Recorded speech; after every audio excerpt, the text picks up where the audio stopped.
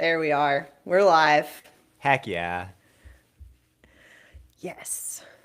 This is great. We already have 28 people watching. Boom. So are they seeing us right now?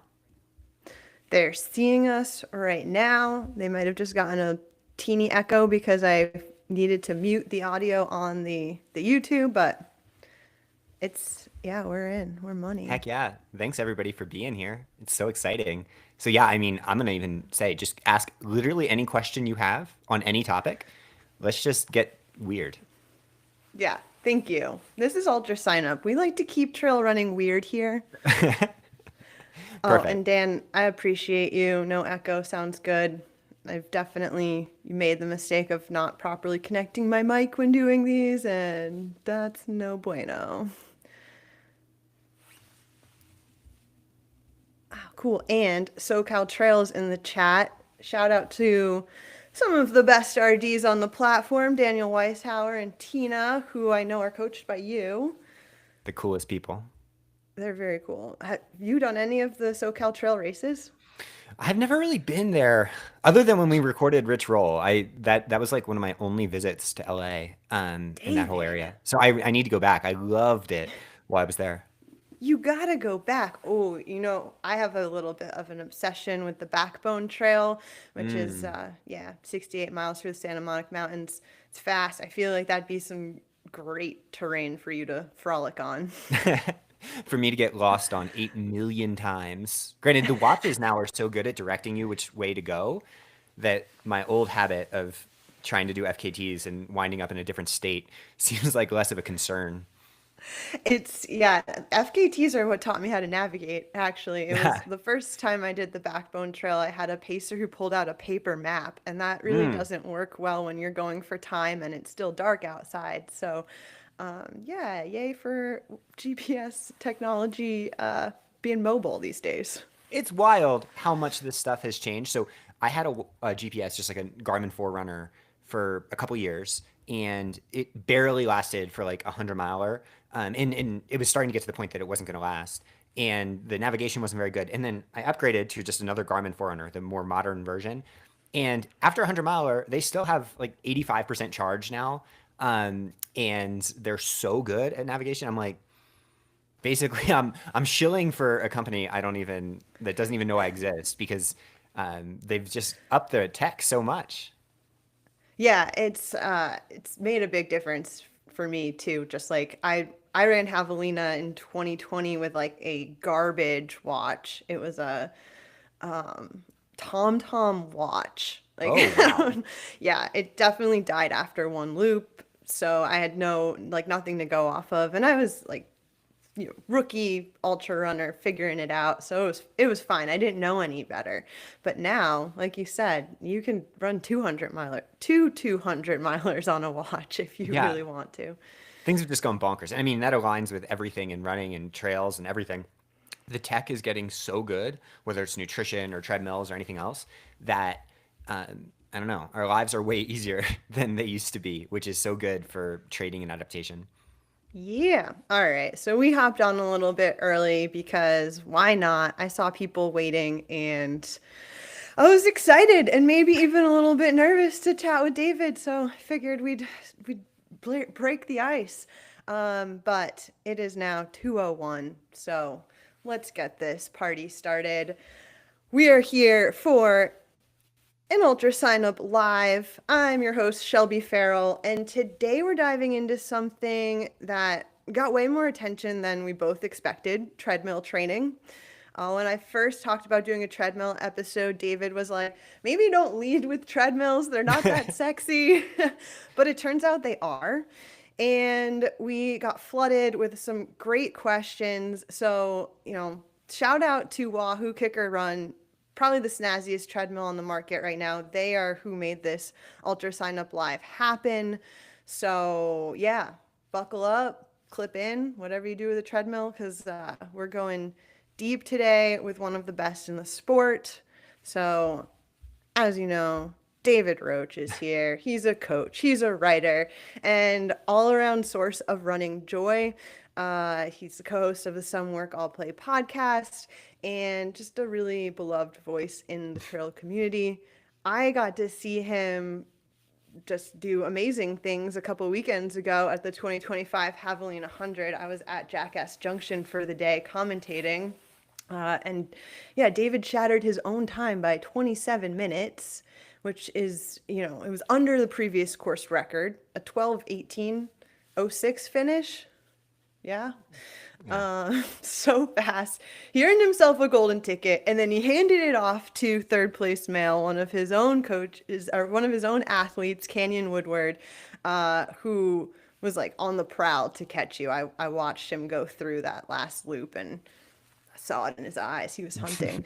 So I want to hear Honestly, more that on that later, but that was yeah, go messed ahead. up. I'm like, Canyon, after all I've done for you, just let me chill a little bit. I started cramping up after that. Oh my God. And then Oh Will Murray, who no. who won absolutely legendary performance. It just shows how much the game is changing all the time to the point that like that's the first race I've ever come away from just being like a bit shell shocked, to be fair. Like it just as all the things that I've forecasted and said 5 years from now, this is going to happen. It's like, oh no, it's already here. And that's so exciting because all of these principles apply to everybody and can work across the board. So, yeah, I mean, we're going to be talking about treadmills, I'm sure, at times. But if anyone that's here wants to talk about your training or training questions or anything outside of this realm, go for it. Like, I think the most fun we can have with the people around is the best. Yeah, yeah. Oh, I love that treadmill. That makes it sound so much cooler. Yeah, I don't know. Just reflecting back on commentating and like watching Javelina unfold from like one spot on the course. Uh, I kept getting questions like, who looks calmer? Who looks, like, what do they look like? And it's such an evil question for me to then have to be like, well, I don't know. Like, David looked like he was working pretty hard. Will Murray he just looked chill the whole time. Like, he had a poker face. I Yeah. don't know. And Canyon just looked like he was like on a mission. So I don't, yeah, I'm curious. Like, let's Yeah. start with that actually while we're on it, because I need to know, like, what was going through your head while you were being hunted? Well, the day before the race, I told Rachel and Trekin to say every time she saw me that I looked like a bag of dirty diapers and I'd be lucky to make it to the next aid station. Unfortunately, that turned out to be true. No, so, it was a tough race. It was coming pretty quickly after Leadville for me, and I think that added up. And then things are just going so much faster now. And, I had to troubleshoot some things out there. And so I had to go into kind of a deeper, darker place than I might usually. And I came out the other end and did not stop. Whereas at Western States, I stopped. So, I'm very proud of that. And I mean, it was a really wonderful experience. And I had so much fun. I just needed to go a little bit nonverbal to complete it. So, and the whole time I was just thinking about trying to catch Will. I never thought about what was going on behind me. Just looking forward. And there were some times where I was doing this Strava compare efforts the other day, and I got really close to actually catching him. And then he buried my soul right at the end as I cramped up and stuff. So, yeah, it was kind of the perfect experience where I got to go out there, face those demons, and then, give the ticket to Canyon, who I just love and respect so much. And I think he has a potential to podium at Western States. And so this could be life changing in terms of shoe contracts and stuff like that. And I get to do the fun part, which is chase another one. The chase, the process is the cool element. So I can't wait.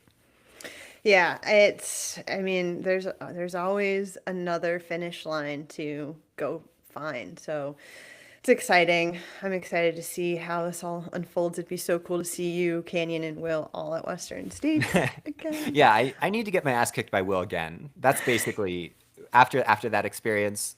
Let's see. It was so amazing to have a front row seat to it because I think it's one of the many races we're going to look back on as kind of the shifting of the performance curves, and everybody's kind of doing. I mean, training varies a lot, but we're seeing this happen across every different type of training intervention. I think it just really comes down to the power of fueling.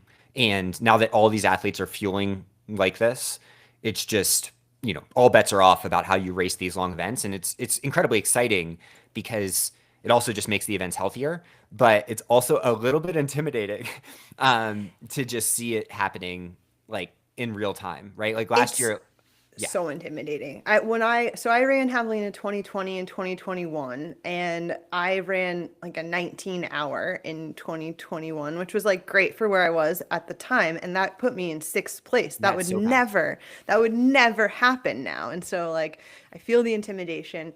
And I think we're seeing it in other distances too. I just scrolled upon a graph from New York City Marathon where it was showing the amount of women running under 3 hours now has just skyrocketed. So like across the board, women especially, all but across the board, we're getting faster. So Yeah, and it's wild. in coaching, I work with a lot of elite marathoners and like people that are Olympic aspirants, like that might actually make the Olympic team, and everyone in that world is also doing it. They just don't talk about the high carb in the way we do in trails as much. It's less of a personality, but Amanda Vestry this year, who was had the fastest debut ever at New York City. I was working with her, and she was up above 90 grams an hour, and smaller person who hadn't necessarily done this that much before. Jess McLean, eighth at the World Championships the other month, was well above that.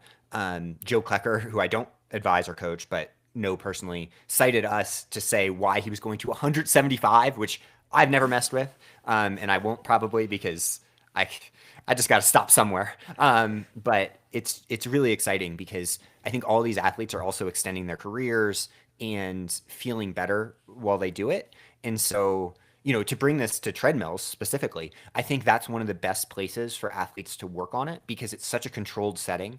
And it's where Megan and I have developed, okay, what's the actual fueling that can work? Because we can just see our heart rate, understand how to get it in, and have everything right there for us. And so, I think one of the big issues I had before Western States is I got away from using the treadmill because it was summer and, I was trying to do so much of this other stuff that I just kind of got distracted by, wait, the treadmill is one of the reasons that I've been able to do what I've done. And so, getting back to it is like, oh, this is the old friend that, I've needed all along. Yeah, okay. So let's set the stage a bit. What does your training week look like? How do you balance time versus mileage, treadmill versus trails, and where do strength and speed work fit in? Yeah, so general approach is I'll be on the so just to take it through a typical week, and this kind of aligns with how a lot of pros we coach work, or even athletes that are just trying to look for their own personal best. Is a Monday full rest day, Tuesday like either a workout or usually a speed workout of some type, and then possibly a double on top of that. That would be either an easy run or an uphill treadmill. Wednesday will usually be something like either an uphill treadmill or an easy run, just longer Z2. Thursday will be cross training. Friday, easy run and strides. Saturday, long run quality.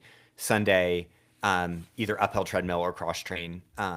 So basically, a lot of indoor work mixed in throughout the process. Part of that is being a parent, and then part of that is just the level of stimulus and what you can get is so good, especially on these modern devices. And so, like, this will be the last actual discussion I do of like the kicker run necessarily, but I bought it myself without being given one, because I had heard such good reviews. This was like last year. And I ran on and was like, oh my God, this is just like the watch tech. Everything has changed and it's embodied in this treadmill.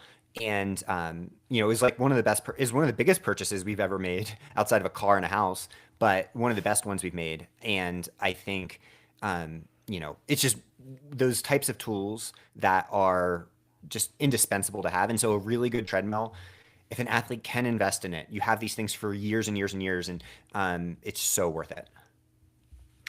Yeah, and I mean there we'll probably end up talking about the kicker run again because it does have some unique features that we got a few specific questions about. But I want to dive right into the uphill treadmill Yeah. training workouts because I think bulk of our questions and even what I'm seeing pop up on the chat is like a lot of curiosity on how to do these uphill workouts. Yeah. So I think there's two buckets of uphill treadmill. Actually, let's make it three. Three buckets of uphill treadmill. Let's go. So the very first one is zone two uphill treadmill. So this is what you would traditionally call easy training, but for especially for advanced athletes, you can hold pretty high heart rates for a really long time in this kind of easy zone that gets fatiguing after a while. And these types of sessions can be anything from 20 or 30 minutes up to 90 minutes or even 2 hours. The best time to watch shows, like as a parent, this is when I catch up on every new show on HBO or whatever. So I've watched Hacks, Shrinking, a few others. Awesome time. I love it. And I think that it's so fantastic because on the uphill treadmill, you can hold a relatively high heart rate at the top end of zone two, but with no impact on your body. So if I go out and do this type of run outdoors, I'm running fast, I break down, and at 37, I can't sustain it.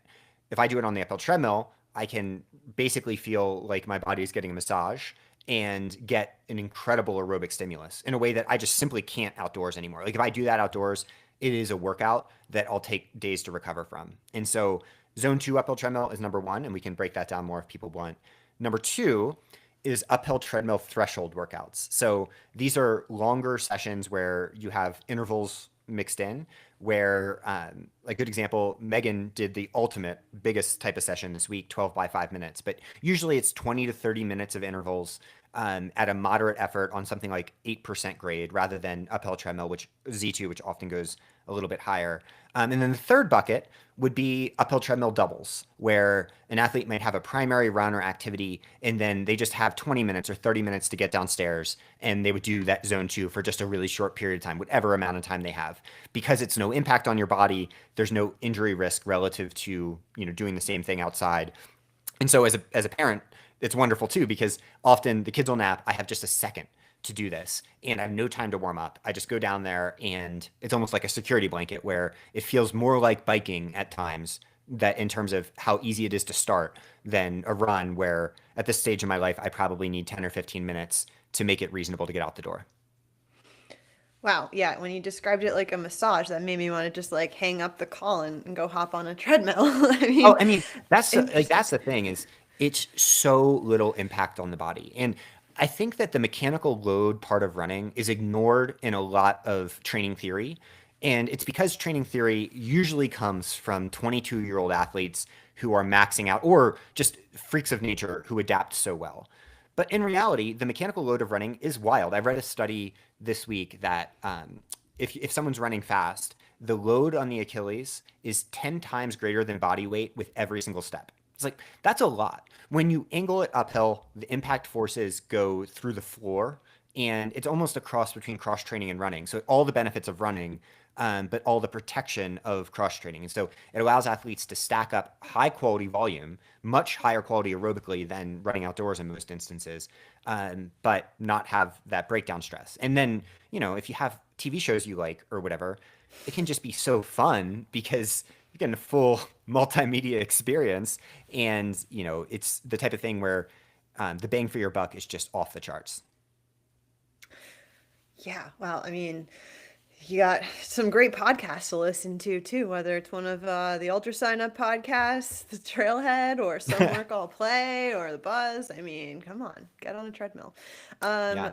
all right, so when you're talking about impact, that immediately kind of I had an injury last year, broken bone in my foot, Hmm. and obviously that takes a long time to heal. I was very patient, um, and it did heal, yay. But it sounds like uphill treadmill could be a good first step maybe for somebody coming back from injury, Yeah, it's maybe. almost how we always bring back, especially professional athletes, where it's like they'll do what you say because they want to be the best they can be. They nowadays we bring them back on the uphill treadmill more often than we bring them out back with outdoor running, because the risk is low. So like if you introduce on the uphill treadmill, you can usually get data of whether the athlete's okay to return without causing a setback that will then cause issues.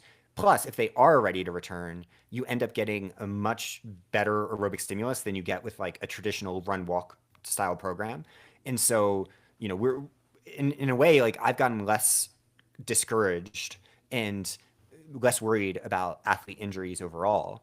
Especially for athletes that might have like a predisposition to fractures. Let's say someone has eating disorder history and they're, like some people traditionally would say, oh, well, this athlete should never do high volume because they're going to get injured. I'm like, well, sure, I trust the athlete to be fueling well. And if we have these conversations, I'm much more like willing to give higher volume because if they get injured, we'll have the uphill treadmill to help us return. And we can use that to one, prevent injuries in the first place, but two, expedite the process on the return. So I'd rather that athlete go for it and have slight setbacks than not go for it at all, essentially, and not be sure what they're capable of. So I think cross training and uphill treadmill both are like launching the sport forward in a bunch of different ways. Like that's one of the elements that we're starting to see be picked up across, whether it's marathons or ultras, so much more. Yeah. Oh, that's exciting because it's a patience game coming back from injury, but like I could see just mentally getting on a treadmill being such a positive feeling for a runner versus the run walk or the slogging it out on a bike. I love some of these questions coming in about shoes. Yeah. I love shoes. What different shoes do or should you use on a treadmill versus outdoors? Someone mentioned that Adidas developed a specific treadmill shoe recently. What? Yeah, the tread flow. Yeah, I don't think a specific treadmill shoe has a market, and I don't understand what they're doing. No offense to Adidas. I wear the Adidas trail shoe for my races. But I think that overthinks it to an extent that, isn't real world. So what shoes should you wear? I think generally, because you're trying to offload the body, cushion is your friend on the treadmill. That you're trying to make it as of a comfortable experience as possible. So the two types of shoes that I usually gravitate towards for athletes are, on one hand, like a super trainer. So the types of highly cushioned road shoes that are softer but also have a little bit of built-in stability, those can help offload the body just a little bit. And it's one of the reasons that every professional runner on roads nowadays is wearing these super trainer type shoes for their daily miles. Like it just helps the body. So that's perfect for the zone 2 uphill treadmill or even the workouts. But if you really want to step up your game, when you're doing the like uphill treadmill workouts where these threshold type sessions, the longer intervals, things like that, it's so fun to have super shoes. So the cool thing is, because you're not actually worried about performance, you don't care how well the shoe's performing. What I like is one of those old pairs of super shoes that you might discard otherwise. You can just run them into the ground. I have a pair of Treadmill Alpha Fly 3s from Nike that I've worn for 1,000 miles on the treadmill, and it's still very comfortable. It's so comfortable, protects my body, and feels really good. And that also goes for flat ground treadmill workouts. Like all of these principles, especially with threshold workouts, apply to doubly to flat workouts when it comes to wanting to protect your body, because it's still, less impact than outdoors, but maybe a good bit more than uphill would be. Interesting. And yeah, that makes sense. Like, why not get 1,000 miles on your shoes?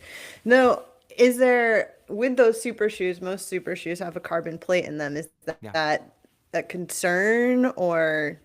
So the studies on super shoes generally show that the degradation is very small. Actually, it's big enough that if you're going for the fastest time you possibly can, you want a fresh pair for your marathon. But even after like 300 or 400 miles, it's only 1% or 2% degradation, so it's still better than any other shoe. So it's less about that though, and more about the shoe design and structure, where most of them are designed to be very comfortable and protective. So that combination, so the softness of the foam combined with the internal stability of the plate help athletes put out power in a more efficient manner, even if the shoe itself, you don't really care about how fast you're going on the treadmill. And so, yeah, reinforces like the types of things we want to see. That it's not to say you need to wear super shoes for hard workouts.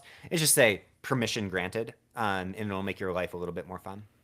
Yeah, no, that's good to hear because I feel like yeah, I don't know. There's definitely like varying thoughts on like should you train in super shoes or and how often, and so Yeah, I mean, permission granted. and yeah, that question's been answered in professional road running.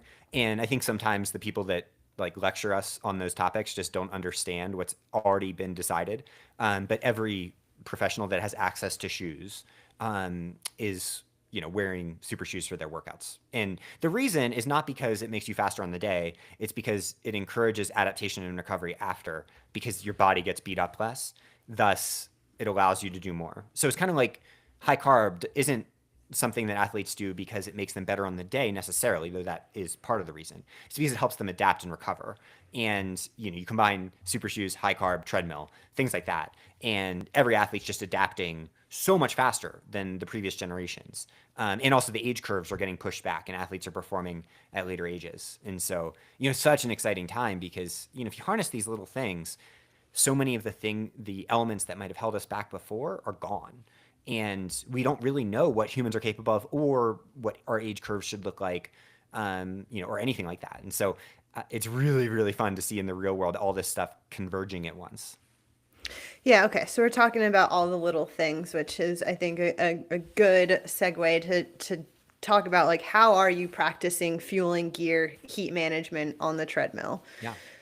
And yeah, what should one prioritize? Is it overwhelming to say, I mean, I feel overwhelmed asking it, like to Yeah, yeah. practice all of it at once? Like you can't. So yeah, how do you manage that? Fueling is the biggest one of all. That the treadmill, whenever you're going down there, especially if you're doing uphill work, like it's always going to be of at least quality enough to fuel well. So if you're going out on a purely easy run or a bike spin or whatever, and your heart rate is in zone one in a 5 zone model, it's complicated. Like I have 8 guidelines for high carb fueling if anybody ever wants to see it, which is on our Patreon, but it's free to everybody. And that gets into the nuances of like really low intensity exercise. But when you're on the treadmill, there's no reason that you can't always be in zone two, which is easy still, but also your burn rate's very high. Or you're doing these workouts, which are also, really metabolically demanding. And so every time we go down that treadmill, we have like a reserve of 100 gels down there. And, both of our bottles are full all the time because, the way that you adapt to this work is to fuel the work, that it just increases the amount that your body's able to perform. And, like I always get questions of, oh, well, then how does this affect metabolic principles at rest?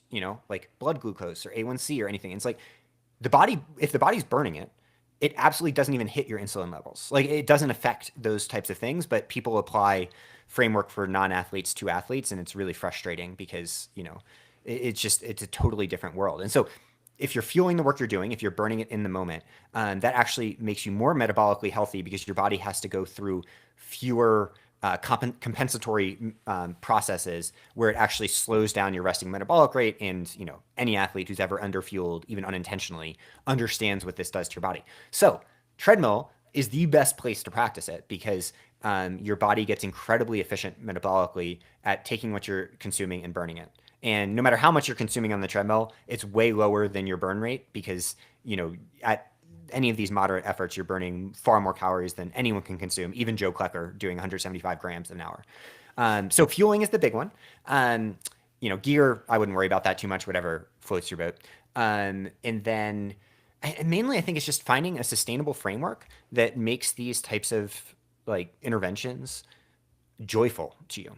So prioritize joy.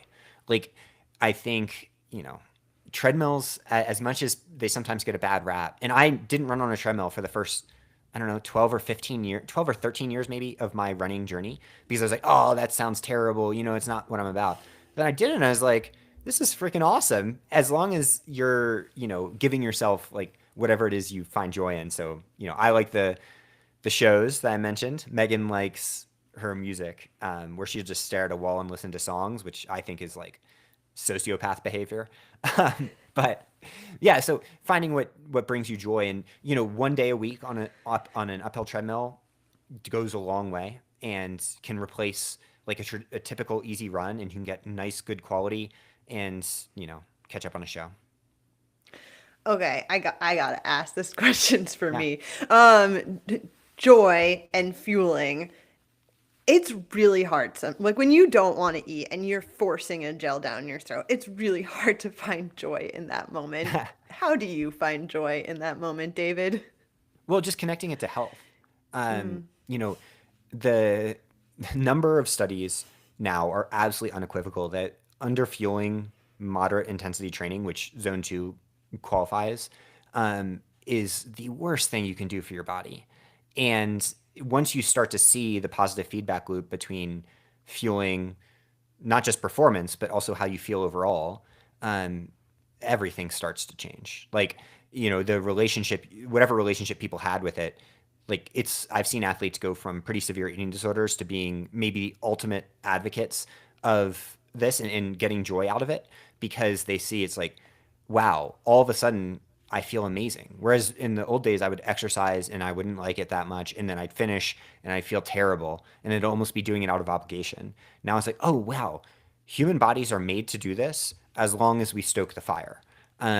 So, doing it in that regard can be so good. And then I think one association that people really struggle with fueling is that they're like, well, I'm going to, my body composition is going to get worse, or I'm not going to want that big lunch after that I look forward to, just to have honest conversations about barriers people feel. And the cool part is all of the studies agree with real world experience here that if you fuel the fire while you're training, metabolic rate goes up. So you actually, all body composition improves, endocrine system improves, nervous system improves, and you'll be just as hungry as long as you're fueling the work you're doing and not like, going out on a zone zero walk and doing the same carb approach, which, I wouldn't suggest for the same reasons that the people that are advising non-athletes wouldn't suggest that. So, yeah, I mean, once you see what happens, it's insane how much behavior can change. Yeah, I've felt that. I ran Cocodona this year. There was a point where I was just like every 30 minutes or even less, I needed a goo. It was like by the 20-minute mark I could feel the fatigue coming in. My pace would be like, do it, goo, and I did it, and it was just like, wow, okay, this fuel is working. I'm rocking. And so yeah, I wish that my body gave me that feedback more during training, because then I think you lose that happy response. Yeah. You Well, forget yeah, how important it is. I also think, just like we're talking about other types of tech, fueling tech is so different Mm. now. And if you gave me a goo when you saw me at Jackass Junction, I would have spewed it all over the ground. Like, the texture is just, it's what athletes were using in 2005. It's like nowadays we got Science and Sport Beta Fuel gels, Enervit gels, these types of gels that are, one, they taste fine or good, but they also go down so much easier because they're like liquid consistency and higher carb. So I think part of it's just finding like the stuff that is designed to work. Like I'm shocked. This is my hot take. Like Goo is an amazing company with a great science team. Why they haven't like come to the understanding of like what athletes need is beyond me. I think it's because most of their sales probably go to athletes who aren't going to experiment with other things. But if you go to the feed, you'll find gels that work. And I would start with Science and Sport Beta Fuel gels for anyone that's on the fence and like has been like gels don't work. It's like, it's just a different ball game now. Like no one's taking goos that's doing high carb fueling. Yeah, I know. I'm not an advocate of goo. For some reason, when my nutrition goes south, though, this was a situation where it was Yeah. like, well, let's see if goo works, and it Yeah. did in that instant. So, And I mean, in a yeah. 250, whatever works, works. Like the everything changes after about 15 hours for everybody. Exactly. It's like by day two, whatever I thought my nutrition plan was going to be is just, it's no longer like my body's over it. And yeah, so But again, treadmill is where that works. Like GI training mm, and palate training are parts of training. And it's not hmm just a mental thing. I think a lot of people are like, oh, this is a No, it's the actual cell lining of the gut and the entire digestive system turns over really rapidly. So you can train it in just a couple weeks, but you got to commit to it in the same way you train your body, your legs. And people missing that, I think, is one of the hardest things to see because I'm like, gosh, if you just really understand why to do it first, because that has, like, I think no athlete, this is never intuitive at baseline, even when, I explain all of this stuff. But once you understand the why of it and then go from why to doing it, and then the body adapts, then everything starts to kind of fit together. And that's one of the best things about the treadmill. Like a good example is the 3 days before my 100 milers, and for a lot of the professional athletes I coach. So like on Wednesday before a Saturday race, I'll do 1 hour on the uphill treadmill, in zone 2 just to get a little bit of an aerobic stimulus without loading my body too much. But on that run, and this is extreme, but I'll take in 4 gels, 4 40-gram of carb gels, because I want my body to have the quick, like cellular level memory for that type of intake, which is higher than I'll even do on race day. Plus, it helps a little bit with the carb load. That's really interesting. And we just had a question in the chat that's similar but different. But like, what's the general guide to fueling? And like, what if my run is less than an hour? And it sounds like Yeah. you're talking specifically about race week, Yeah, yeah, taking in 4 gels. But on the reg, what yeah. would you say for an hour or sub-hour I training wouldn't run? worry about fueling for a run under an hour. That's the type of time where, as long as you're eating before, I would always eat before. I would not do it fasted, and then fueling after, you're fine. The place where fueling, so like once you start to get over an hour or hard, that's where you want to start fueling your body more. Um, and but for runs under an hour, you shouldn't probably mess with that, because then that can actually cause some metabolic disturbances, for some athletes, unless it's a very hard effort. So, figuring that sort of out, actually gets to, I'm going to share, with Shelby this, Ooh, if I can. I don't even know if I can chat, but I'll share it with her sometime. An article that you gets might into be eight. able to share. Oh, or send it to me. Or yeah, we could I think I drop can. it in the chat. Let's see. Boom. Studio chat.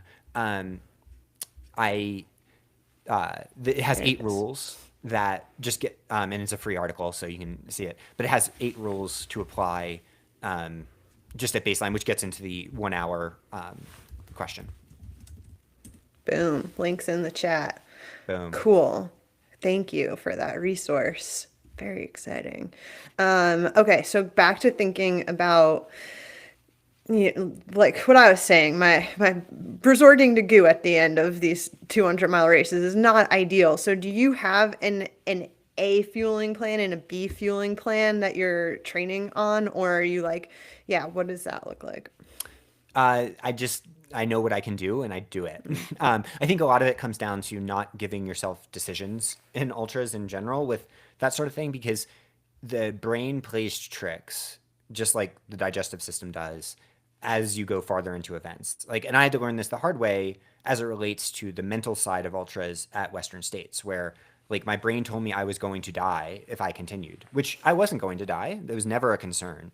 But it was something I hadn't worked through in advance, like some latent PTSD from a severe bike accident, all of that stuff. But if I had worked with a therapist, which I did after, I would have understood the framework that then I apply during the race without indulging those types of feelings. Similarly, with fueling, once you know what you can do, which you practice in training, you just go out and do it. Your brain's always going to say, don't do this. It's going to say, oh, we can dial back now. And that's when every race goes to crap and every athlete starts, the ultra, like, shuffle death march thing. And so staying on top of it is key. And so, everybody can have different like rules. Like, obviously I'm pushing much higher carb than almost probably anybody else in ultras, because I have to. I sucked at this before I started doing this. Like, I was just a guy, for 18 years, and then I got high carb. Um, but yeah, so I mean, I take a gel every 20 minutes until like 10 hours, and then I transition to every 30 minutes. And I just, like, no compromises. Like, as long as you do that, you'll be okay. And that's proved out. Like, every time I've done that, everything's gone good. And when I haven't, and when I've given in to the thoughts in my head, it's always ended terribly. Yeah, man, our heads are, it's a tricky place in there. And And that's where the yay. tech comes in. Like, the good fueling tech now in is so bonkers that, like, it's designed to be the easiest thing to get down, right? Like, if you're, like, palate fatigue and rejection, all that stuff almost only happens with like lack of training or, bad products. Like, and so it's really exciting because some of the things that always were thought to be just like absolute rules for all athletes in ultras, that's what's changed. And that's why, like, athletes that harness this, even if someone's chasing cutoffs, like they're going to be 5 hours ahead of cutoffs now. It's just a fully different ball game. Yeah, it's changing fast, and clearly, we're seeing it in these performances and the back-to-back superhuman performances this year have been really mind-blowing. I mean, just seeing athletes go from like Tara Dowers, FKT Yeah. on the long trail to Javelina, like I know the long trail. That trail will beat you up, and so I can only imagine that like strong, consistent fueling is helping people recover faster too. Yeah, and in between that, Tara had 100 miles or whatever at Tahoe Yeah, 200, and mammoth. Yeah. Mammoth. Yeah, so coached by Megan. So fueling is like the prime focus of these things. Speaking of coaches, we have a question in the chat. As a newer-ish runner who finished his first 50 miler this summer, I want to look for a coach to help. How to go about the hunt and what considerations to make, especially for a middle-aged second chance runner. Hell yeah, this is awesome. Great job getting back into it and crushing it. Yeah, so I think a lot of coaching comes down to two things. One, personality fit. Like, you want any relationship, you want to like the person you're interacting with every day or all the time. Two is just overall training philosophy and how that fits into the context of what you like to do. Like I always ask athletes that, even top professionals. I'm like, is this what you like to do? Like this general framework, and then it'll adapt for what their needs are and what how their body changes. And so, not every coach is like that. Everybody's different, but that gets back to the personality question. So, yeah, I mean, also then price becomes an issue. And so, if you're having trouble like knowing where to start, you can just message me. I'm all over the place, and I'll refer you to some people based on like what you tell me. And that's kind of how we do it now, is try to lift up other coaches that are starting their own businesses or have or building their businesses or whatever, because there's so many great coaches out there. But I think the coaches also have the problem of like, how do I get the word out about what I'm doing? So we like to play matchmaker sometimes. Cute. So cute. I could see an app for that, coaching matchmaker app. Yeah. Okay, we're getting more questions on the uphill treadmill, so let's go back to uphill treadmill work. Specifically looking for examples of workouts, and we had a lot of questions about like what percent incline should be used and for how Yeah. long. I know you mentioned 8% earlier, but like, yeah, what's the steepest you go? Yeah. What's the steepest you need to go? Let's start with zone two uphill treadmill. So these are maybe the traditional endurance style days, which can also vary. Zone two means it can often go into zone three, and Megan and I calculate heart rate zones for people so they understand this. But like you can also understand it intuitively if you read about how to do that. So I don't want to, if I'm using terms of art that people don't understand, like these are actual numbers that anybody can calculate pretty easily if they have an armband heart rate or a chest strap. But it can also just be whatever you consider easy or easy moderate. Okay, so the way to think about it is you want uphill treadmill to be at least 4 miles an hour. And so you start with that. Like, so you're going to go to 4 miles an hour and then you go to grade. And so it depends on your level and your familiarity with it and your treadmill, since every treadmill varies in its calibration, and don't take any number as dogma. Like, ignore what any treadmill is telling you, essentially. Just go by feel and you'll be happy. So once you have 4 miles an hour, you then go to, okay, what is the grade I can do while still being at this effort level? So for some athletes, it might be flat or 1% grade or 2% grade, like very shallow.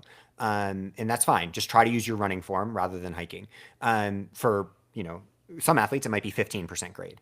And then once you get, you just crank it up all the way to over time, 15-ish% grade, though road runners or athletes who aren't looking to like do too steep can stop at 10%. And then once you get there, you start increasing pace to 4.1, 4.2, and so on. So we also have an article on this that gets into exact details. But as you can see, when I'm saying low impact, it's like if you're going 4 miles an hour, that is very low impact, even if you're on a shallow grade, like 0 or 1%. But once you get to, 4 or 4.2 or whatever, and 10 to 15%, we're really talking low impact on the body, but an amazing aerobic stimulus. Like you'll be on there, and if you monitor your heart rate, you'll be like, wow, this is the heart rate that I would run this pace at outside, and it feels outside, like here it feels like I'm doing nothing. So, to put numbers on it specifically, for me, like I might be running at 6 minute per mile pace outdoors. Um, and that does not feel particularly sustainable for me at the right heart rates here. But on the treadmill and uphill, I'll be running like, you know, 5 miles an hour, something like that. And like it's just so easy and relaxed feeling.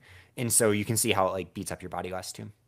Okay, and then I can also answer the threshold workout question. So that's for the just sustainable running part. When you're doing workouts though, we like to say 6 or 8%, 8% being the ideal grade for your intervals, and the intervals themselves being 20 to 40 minutes total work usually. Though top professionals like Megan might do 60 minutes at some points, or a Hans Troyer or something. And that can be anything from 2 minute intervals up to 5 or 6 minute intervals, with 1 or 2 minutes of rest or recovery in between, where you just put the pace down really low. So keep it on 8%. And threshold should feel relaxed. Like you're still not going all that fast, but you're getting your heart rate up pretty well. But you shouldn't finish those intervals feeling like, oh my God, I have to stop. By the end, you'll be tired. But that's the magic of doing threshold work on there, is if you take an athlete and have them do threshold outside, it is such a hard session to do 40 minutes of it. Like almost anybody watching this will break down if they do 40 minutes of threshold work outside each week. But do it on the uphill treadmill, no breakdown. You could do a workout the next day probably. So, it's a really wonderful way to accumulate that high end aerobic stress.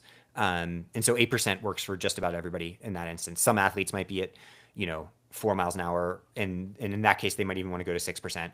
But other athletes, like, especially like, I mean, I've seen professional male athletes do that type of thing at like 10 or 11 miles an hour, as wild as that is. I certainly can't do that. This is really inspiring. I recently moved back to Vermont and it's dark and cold outside, and Yeah. I'm now like feeling very excited to get on a treadmill versus brave the cold. It sounds like Yeah. there's a lot of other people in here in similar situations that are like it's time to do indoor workouts. Yeah, and it's not Here just we uphill, right? are. Like, so I like to focus on that because I think that's the best intro point for most people. But once you get used to the treadmill and you like that, you can start doing flat threshold workouts too. I don't really think there's much of a point for your everyday trail runner, especially, to do um, flat, easy runs on there unless you're running on the treadmill every day, just because it's not that applicable to outside. But for flat threshold workouts, it can be, especially you wear super shoes on there, really protective on the body still, and a great option. We had a few questions about training with weight on the treadmill. So what Yeah. do you recommend for that? Weighted vest, hand Oh, weights, yeah. Well, I power wouldn't hikes with a recommend weighted vest? hand weights or anything like that. So the cool thing about uphill That's treadmill, dangerous. so uphill treadmill is a muscular endurance. So a muscular endurance is kind of the sexy phrase right now. But it doesn't mean wearing a weight vest. There are a lot of things that are muscular endurance in that framework. So biking up hills is muscular endurance. Running up hills is muscular endurance. Do you need to weight yourself to get it? Probably not, unless you're a pretty darn elite athlete or you're practicing hiking. If you're hiking on the treadmill, if that's what we're doing rather than running, yes, you go ahead, wear a weight vest if you want. But in general, running uphill like that is the definition of muscular endurance. And so you'll get the same bang for your buck without the risk. Like you should never be running with a weight vest on, because there's going to be some risk to the body. But if you're doing the same thing in, let's say, hiking uphill, fantastic. Like loading your spine, making it a little tougher on the body, doing some more muscular endurance. And so hiking on the uphill treadmill is something we haven't talked about, but can be a wonderful, essentially cross training modality where you're not like, oh, this is running now. Now you're like, okay, this is my cross training day or cross training double, or I have 10 minutes to do this. And in that case, doing the same types of rules of whatever your like quality hiking paces, like 3.5 or 4 miles an hour, then crank up the grade to whatever's right for you. And if you find that you can crank up the grade pretty well and hike pretty fast, start putting on a weight vest to make that stimulus better. But I rarely have athletes I coach hike on the treadmill, just because I think if you have that time, there's probably a better way to get faster, and then speed will be the best way to get better at hiking too. Yeah, that's interesting. So hiking with weight, but not running with weight, and yeah, sounds Yeah, like you don't want to separate. load, you don't want to load joints that are under the impact load more in any circumstance. Like almost no one would recommend that unless they are really used to dealing with 25-year-old indestructible men. Um, like what I said about Achilles being loaded by 10 times, 10x at fast paces. Like, you add weight to that, it's like don't. It's way too risky. Yikes. But hiking amazing with added weight if you enjoy it. And I think it really gets back to joy. That's one of those places to look for. Like, it's not going to make you faster. I mean, the stories of success, and this goes with a lot of training theory, but especially this sort of thing is like, oh, well, that's the fastest athlete on the start line. And now we look to their training and say, that's great training. It's like, yeah, what is great training? But also they're the fastest athlete on the start line. And that smooths out a lot of concerns about training theory. And I even go with my coaching. Like, there are some athletes I coach who are so good that I'm like, I don't take credit for anything you're doing at all. And I'm not going to draw conclusions about it for other people because, like, you could be coached by a random number generator. So, kind of finding that line where it's like, okay, where is something being adopted by athletes across the board maybe that are seeing results. It's like, well, every athlete is doing like strides, for example, so you should do strides. Like, that's unequivocal. But then there's like little parts of training theory that get sexy every now and then, and I talk about some of these too and advocate for some, but then those you can kind of be like, if I want to do that, great, but it's not going to make or break you. Yeah. Fascinating. Joy. We keep coming back to joy. You need to enjoy what you're doing to be successful at it. You can't force this stuff. And It's it's a signal, right? Like, if you enjoy something, usually it's a sign that it's a productive adaptation stimulus for you. That has limits, obviously. A lot of people enjoy heroin, but finding that like mix of where joy and intent, and where that lies is like basically where peak performance is always going to happen. And so, yeah, I mean, um, you know, the sometimes it's not a baseline thing where, oh, this is inherently joyful to me. It's more, when I'm doing this thing that I'm going to do or want to do, how can I make it joyful? And if you can, that's usually going to be a signal of like, all right, that's a line of reasoning I should pursue. I think, like, in looking at some of the questions that were pre-submitted, somebody asked, how do you get rid of the never satisfied feeling when you run? And I feel like this topic kind of plugs right into that. Like, maybe Yeah. you need to find more joy in what you're doing. Oh, yeah, and celebration, culture of celebration. Mm. I can't emphasize enough. Like, so many people go through life and do not celebrate themselves ever. Or if someone else tries to celebrate them, push it away. It's like, nah, I mean, if you're doing this type of thing, and everybody that exercises, like, it's not easy, right? Like, to do the thing. It's not, it's so much easier not to do the thing than to do a thing. Um, is to like look for every little excuse to just be like, hell yeah, that's amazing. I love myself. Like, you have to do it yourself because it is not going to be a natural thing in an adult. But interestingly, it's a natural thing in children. I think about this all the time, seeing our own kids. It's like they're so good at celebrating themselves. And at some point that gets beaten out of us by society. And it's like, nah, we can be the kids, even if it feels like, oh, well, really? Or cringe or whatever. Like, I did a race on Zwift, so like this biking app the other day, and I celebrated myself so hard after, and I always do. But like the idea being like, yeah, it seems trivial, and I'm sure some people see that and they're like, ugh. But the point is, the people that go, it's like, what are we even doing here if we're not trying to find reasons to celebrate ourselves, not just at finish lines when things go perfectly, because they almost never do. So yeah, I think it gets back to the coaching question. If you find a coach that celebrates you, find a partner that celebrates you, and most of all, like, celebrate yourself, because eventually no amount of external affirmation is going to mean anything unless it's also coming from the inside.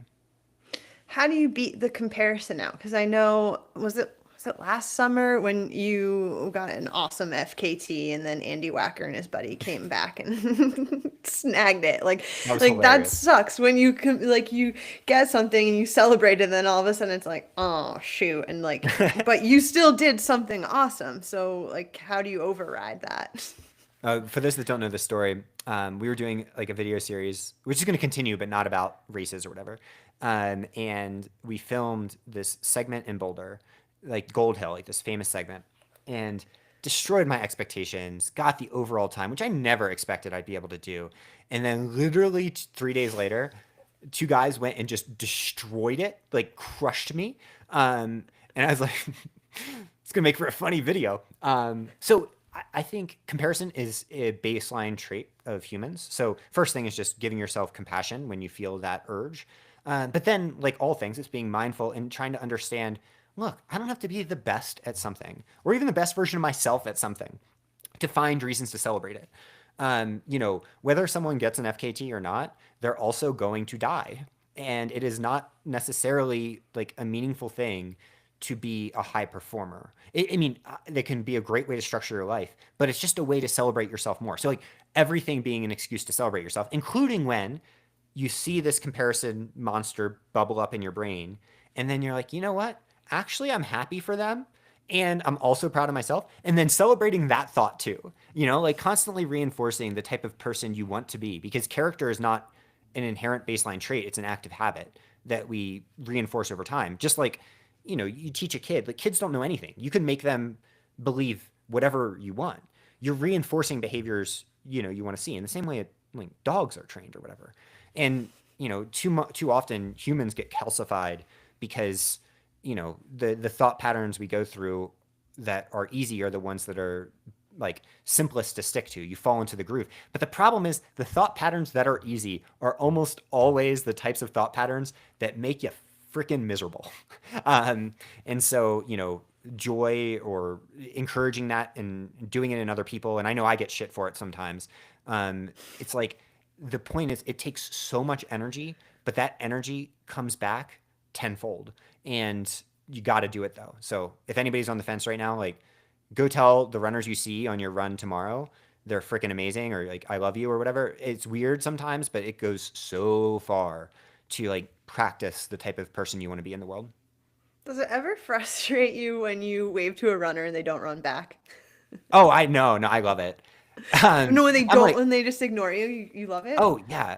No, I mean, so like I will tell every runner I see and hiker that they're amazing usually. I won't say I love them. That went a little too far. If I'm at a race, I will. At Leadville, I will. At Javelina, I'm just nonverbal. Um, but like I'll say that, and if they don't respond, I mean it's amazing. Usually, what ends up happening though is like they get taken aback for 5 seconds, and then like in the distance, I'll hear, "Oh my God, you're amazing!" And eventually, the cool part is like here in Boulder now. Everybody says something, not just to me, but like I feel like there's just more, everybody is like that's what this is like now because I came around and was weird and awkward for a second, and I mean, not to give myself too much credit, but the point being culture and like, just like you said, character is an active habit individually. Culture is something that forms with hard work, and love is much, much harder work than ambivalence, and certainly than hate. Hate's the easiest work. And so do that hard work and see what culture starts to build around you. And usually it's also, really fun for you. But, if you find that the culture is bad around you, maybe look, if the call's coming inside the house first. Hmm. Yeah.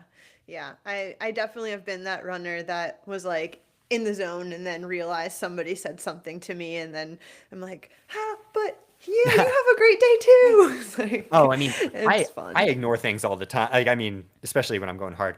You probably saw that at Javelina. But also, this is much more complicated for female athletes overall. Like whatever makes you feel safe first and foremost. But basically, what it all is a method to see how like internal thought processes change. And so the externalization of it, I'm not even concerned with. Like whatever makes you feel comfortable.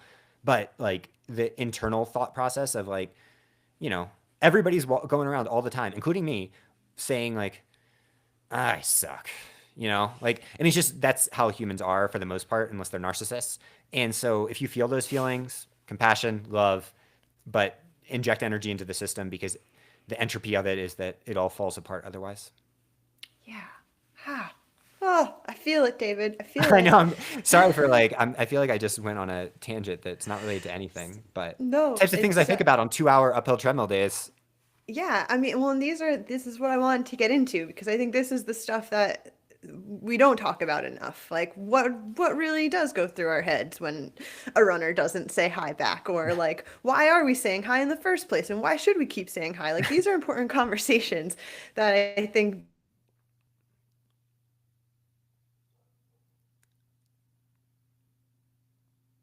the reason we're here talking, because trail running is awesome, and Yeah. it didn't just happen with a snap of fingers. It was people injecting energy into it to make it the community that it is. So Yeah. this is good. And it We goes have both like ways. 3 minutes left.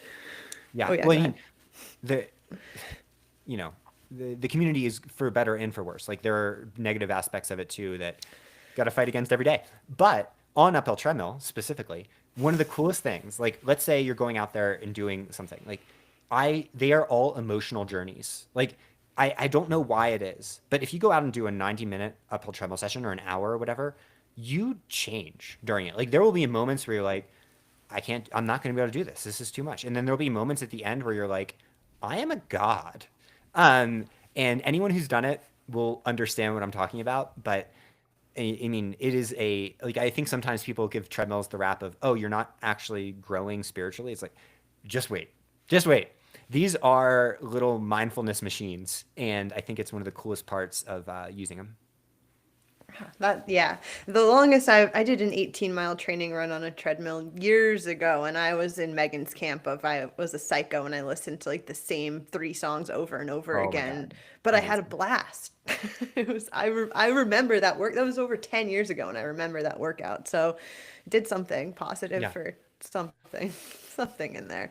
Well, hey, and But if yeah, anybody, I mean, I know we're running out of time, but on the Wahoo Kicker Run, they have a 25% off deal right now. So, these are the Cadillac of treadmills. Like, there's a reason we got it on our own. So I think it ends till the end of the month. So if you're gonna check it out, now's the time to go look. yeah, now's the time. And we did have a question about run free mode, which I had wanted to bring up Yeah. because that's a unique feature to the Wahoo Kicker run. And somebody was asking, like, how often do you run on run free mode? Can you explain what that mode is, and how often do you run on it? So it's a mode that senses where you are on the treadmill and adjusts accordingly. So you don't essentially have to do anything other than run. Um, I personally don't use it. I know some people swear by it, but you know, I'm an old dog, set in my ways. No new tricks here. I find I don't need it. Like I like to mix up grade and effort and show rather than messing with the run free. But some people love it. Yeah. I think it's especially good if you're doing flat running on the treadmill, like just going out and running because you don't even have to look at the screen. But I don't know. I love staring at those numbers as they tick by. Yeah, that was a question that I definitely wanted to know if you're actually looking at the numbers. Somebody asked way back, do you cover the screen on the treadmill or do you stare at it? Well, yeah, I mean, what's interesting about the Kicker Run, for example, is it doesn't have numbers on the screen.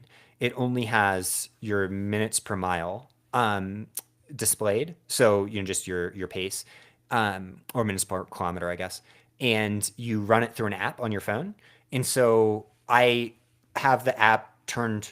I have it. I don't look at the numbers actually. I have my phone down on the Zone 2 days, and then when I'm doing workouts, I have my phone opened and up, just because then I'll want to see more actively where things are at. So yeah, I actually like that about it, that you have no display other than what you're seeing. It's kind of like a lot of the bike trainers now. So it's a smart treadmill. Just like a lot of the bike tread things now are smart bike trainers. So it's not all housed in with it. You run through an app. Interesting. That's good to know. So do you, if, how, what's the difference you're seeing between your watch data and the treadmill data, and which one do you take as truth, particularly like when distance comes into play? So these treadmills constantly recalibrate. It's the best thing about a smart treadmill, or one of the many good things about it. So the treadmill's right on it, and you compare your watch to the treadmill to get data on your watch from the treadmill, rather than like the watches have no idea what you're doing on a treadmill Right. in general. So if you're just taking whatever data it gives you, it's not going to mean much. Um, so yeah, it's really cool, especially for flat workouts. That's where it thrives there. Wow. Yeah, the future is Yeah, here. it compares to everything. Like it's wild. I mean, some people, I don't do this personally. because I don't want the social element with my treadmill running. I'm a little loner, but use Zwift Run, which is a free app, and run through Zwift Run. So like Killian does this, John Albin. So like some, especially in Europe, interestingly, I've seen the pros use it. But that is like you can run through the like roads of Zwift, which sounds like my personal nightmare. But some people love it. Oh man, we're getting a few more questions, Keep but going. I can keep going if you okay. can. Okay. Um, where should Rapid let's go fire time. back. Let's go. Yeah, let's go back. I wasn't ignoring you, Tantrums Outdoors. Tantrums was in the chat asking some good questions back when we were talking about fueling and coaching. And so one of his questions was, I'm gonna just go off memory because it's too far back for me to find. When looking for a coach, are you looking for somebody who's like familiar with the race versus like just a good coach? Like I think we are seeing a lot of athletes be like, oh, you did, XYZ. I want to do XYZ. So that's why I want to work with you. Does that matter? Yeah, any good coach will be able to coach anything well that they're telling you they're comfortable with. So wouldn't worry about that at all. I mean, I didn't run an ultra for a long time, and then I didn't run a 100 miler until last year. And some of the criticism I got was how does he could never coach this, including from very prominent coaches because he hasn't done it. And then, I think I showed what happens when I do them last year, and I think that's a really cool thing that like, much like in someone that's trained in French cooking could cook you just about anything, and help, and especially help your long-term growth. Like, so that's the general approach I would say is like, if the coach is confident in it, you can be confident in the coach, as long as, they're not just like applying a system without flexibility to you. Okay, three more rapid fire questions. Let's do it. Other than strides, what can you do to make you fast? Best bang for Ooh, your buck. they caught the strides. What the hell? Yeah. So, once for everybody out there, make sure you're doing your hill strides 2 times a week. If you're doing that, then on top, and that's the thing in studies too that shows almost immediate speed improvements. The very first one and simplest one is increase your aerobic volume. So if you're doing 10 miles a week, do 15. If you're doing 40 miles a week, do 45 or 50. It makes a big difference. And that difference does start to erode at a point. It's not like you need to just increase this ratchet forever. Like I don't do more than 60 or 70 miles a week of running, and have been fine. But, some athletes, like I think there is a progressive benefit to it, but it doesn't have to come from running. It can also come from cross training or uphill treadmill. That's where some of the magic comes in. It's not about a mileage number. It's more about just how much aerobic load are you under. On top of that, strength training would be the third. Introducing some sort of muscular endurance strength program that's very simple. So ours is the mountain legs that we have online, especially the single leg step ups we have. Takes just a few minutes, but can make a big difference for how your muscles actually work under load, for the same reasons that we talked about with like weight vests and things like that. So I'd say those are the three just simple interventions that will make you faster. And then on top of that, if you're already doing strides, very basic workouts once a week can go a long way. So it doesn't have to be these huge threshold sessions I talked about, even though I say they're fun on the treadmill. You should give them a try. It can be 6 or 8 by 1 minute fast, 2 minutes easy. Just that simple. The body can get faster, but it needs the stimulus in the same way that our body can take in a lot of carbs, but we need the stimulus in training. Downhill running on a treadmill. Is that a Yes. thing? Not really, because any treadmill that's coming in the factory will have speed regulation on downhills and can only get down to a few percent. Like I think some get down to 6%, but then it prevents you from going fast at all.